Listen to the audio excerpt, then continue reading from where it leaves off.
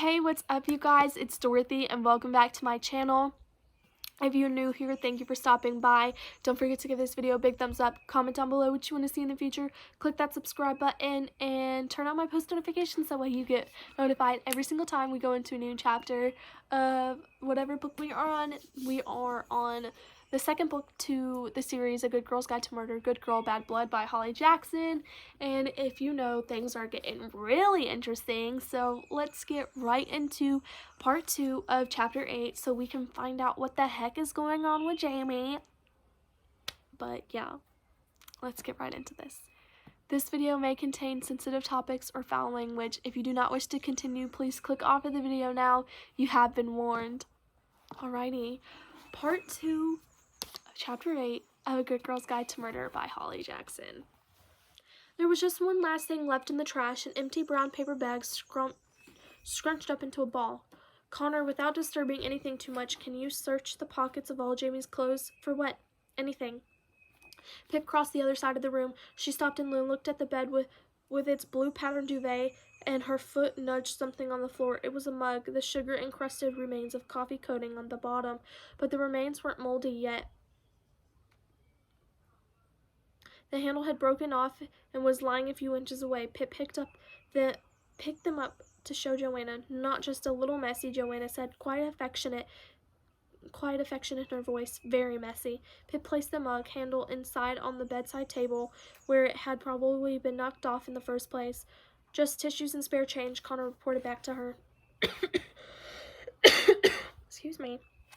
No luck here, Joanna said, typing away at the keyboard. The clack of the enter key louder and more desperate each time she tried. On the bedside table now, in addition, the broken mug, was a lamp, a battered copy of Stephen King's The Stand, and the cord of an iPhone charger. There was one drawer below the table, split into 4 rickety legs, and Pip knew that drawer would probably be where Jamie kept his more private items. She turned her back to block Connor and Joanna from seeing what she was doing, just in case, and pulled the drawer open. She was surprised to find there was no condoms or anything like that. There was Jamie's passport, a set of tangled white earphones, a bottle of multivitamins with added iron, a bookmark shaped like a giraffe, and a watch. Pip's attention was immediately drawn to the last item. For one reason only, it couldn't have belonged to Jamie. The delicate leather straps were a bluish pink color, and the case was shiny rose gold with a cuff of metallic flowers climbing up the left side of the face. Pip ran one finger over them, the petals spiking into it. What's that? Asked Connor. A lady's watch? She spun around. Is this yours, Joanna, or Zoe's? Joanna came over to inspect the watch. No, neither of ours. I've never seen it before. Do you think Jamie bought it for someone? Pip could tell Joanna was thinking of Nat, but if there was a watch less suited for Nat de Silva, it was this one. No, Pip said. It's not new. Look, there's scratches along the case. Well, whose watch is it then? This Hillary's, said Connor. Don't know, Pip said, placing the watch carefully back in the drawer. It could be significant, it could mean nothing. We just have to see. I think we're done for now. She straightened up. Okay, what's next? Connor said, eyes falling restlessly on hers. That's all we can do here for tonight, Pip said, looking away from the disappointment creasing Connor's face. He had really thought she was going to solve this in just a few hours. I want you two to keep trying to crack the password. Write down all the possibilities you try. Try Jamie's nicknames, favorite books, films, where he was born, anything you can think of. I'll research a list of typical password elements, combinations, and give you that tomorrow to help narrow it down. I will, Joanna said. I won't stop. And keep checking your phone, Pip said. If that message ever delivers to him, I want to know right away. What are you going to do? Connor asked. I'm going to write down all the info I have so far, do some editing and recording, and draft the announcement for the website. Tomorrow morning, everyone is going to know that Jamie Reynolds is missing. They both gave her a quick, awkward hugs at the front door, and then Pip stepped out into the night. She looked over her shoulder as she walked away. Joanna had already gone inside, heading back to Jamie's computer, no doubt, but Connor was still there, watching her leave, looking like the little scared boy Pip once knew. File name, scrap of paper found in Jamie's trash can, .jpeg, Hillary F. Wiseman, left 11. And it's a little picture.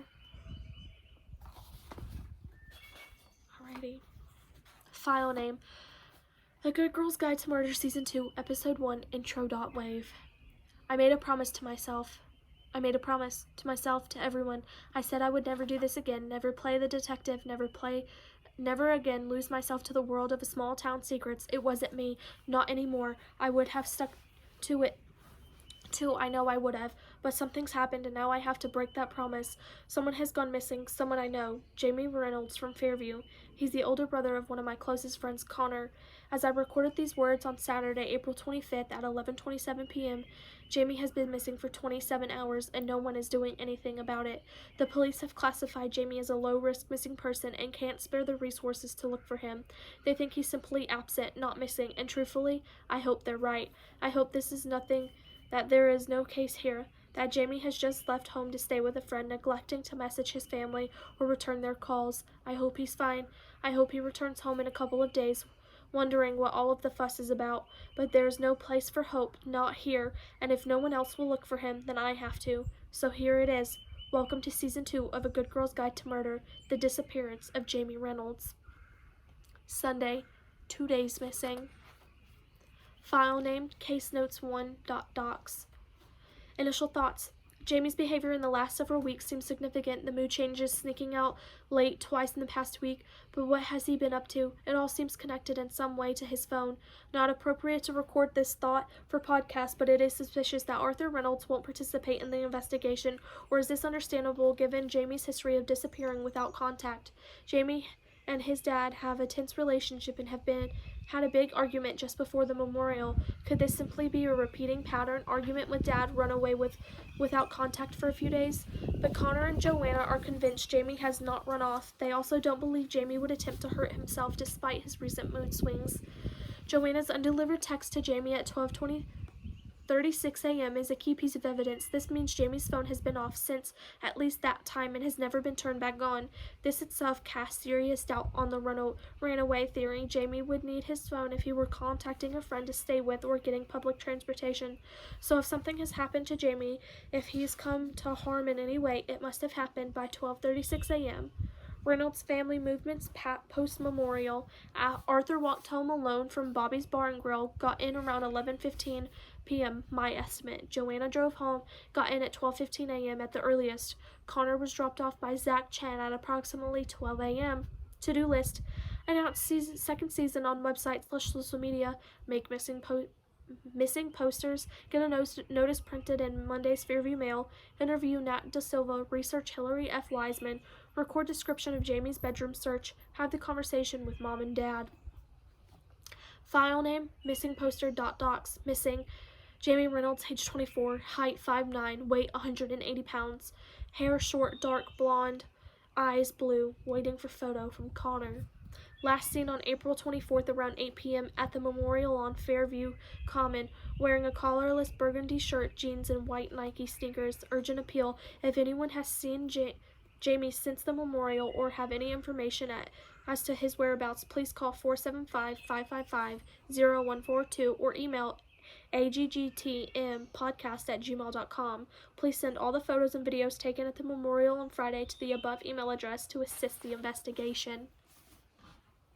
That is the end of Chapter 8. I will see you guys in the next video for Chapter 9.